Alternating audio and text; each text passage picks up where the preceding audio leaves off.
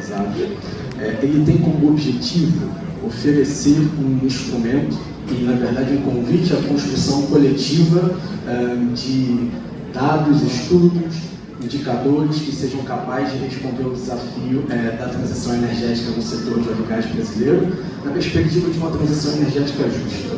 Nós sabemos que, nesse momento, o conceito de transição energética justa é um conceito de disputa. Nesse sentido, é importante que haja entre nós uma visão pactuada do que deveria ser uma transição energética justa no Brasil. O Observatório de Óleo e Gás, ele parte de alguns considerandos que é sempre importante nós reafirmarmos quando falamos desse assunto. O primeiro deles é que a crise climática é real, que ela é um problema do presente e ela tende a se agravar em direção ao futuro se nós mantivermos os modelos de produção e consumo que nós temos estabelecidos hoje. Um outro fato que nós temos que trazer para essa discussão é que as consequências da crise climática elas são sofridas principalmente pelos ecossistemas e as populações mais vulneráveis, o que significa que justiça ambiental e justiça social caminham juntas. A gente também não pode esquecer disso quando a gente fala do assunto. E apesar do observatório ser um observatório do óleo e gás, que eu me pego muito na fala da campanha SGR, nós não podemos esquecer que a maior fonte de emissão de gases de efeito estufa na média global é do setor energético. E nesse sentido, não é sobre participar ou não participar da transição energética, é como construir uma transição energética justa. Para não repetir muito do que foi dito pelos colegas aqui, é importante que a gente saiba que quando a gente fala do setor de óleo e gás no Brasil, nós falamos de 44% da oferta interna de energia. Isso significa dizer que a discussão sobre a transição energética no Brasil tem que ter o setor de óleo e gás como um ator de construção desse diálogo, de construção desse plano, de construção dessa agenda, e não como um inimigo, como um pensamento único tem sido cada vez mais eficaz e construir, faz com que a gente esteja sendo silenciado dentro da construção desse processo. Tem um outro dado importante, que o setor de óleo e gás no Brasil é responsável por 600 mil empregos diretos e indiretos. Então, quando a gente está falando da transição energética, a gente precisa considerar quais são as rotas e como que nós vamos fazer a participação, a garantia de direitos e de oportunidades para todos os profissionais que estão envolvidos. A gente precisa falar ainda que o setor de óleo e gás ele responde por 10% do PIB industrial brasileiro.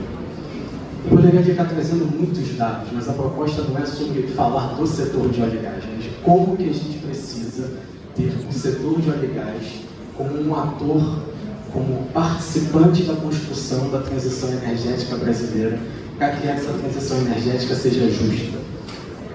Porque de tudo isso que nós estamos falando aqui, quando a gente considera as emissões do setor de exploração e produção e de refino, o setor de óleo e gás no Brasil é responsável por apenas 4% das emissões de gases de efeito estufa. O que isso significa na prática? Que existe sim uma média global, mas a média global, muitas vezes, ela é utilizada para construir um pensamento único em direção a um tema. E nós sabemos que existe uma habilidade do sistema capitalista que é atualizar suas formas de produção para perpetuar as formas de dominação. Nesse sentido, quando a gente olhar para esse tema no Brasil, a gente não pode simplesmente reproduzir, trazer, importar uma solução única que não dê conta tanto das especificidades do setor de óleo e gás do país, quanto de como ele pode participar do financiamento da nossa transição energética. Nesse sentido, nós gostaríamos que o observatório que nós estamos construindo pudesse ser um lugar de acesso à informação para os movimentos sociais organizados, não só para refletir sobre o setor de óleo e gás em si, mas para refletir que transição energética justa é essa que nós queremos. Do nosso ponto de vista, considerando que a concertação internacional, e nós estamos vivendo isso agora, nesse momento tem um outro lugar, com um outro debate, onde o setor de óleo e gás ele é simplesmente não é um ator em discussão, ele é um inimigo sendo considerado e sem considerar nesse processo toda a sua importância dele até aqui e o caminho que nós estamos em fazer por uma transição segura para uma nova composição de matriz energética, considerando toda a complexidade que tem envolvida.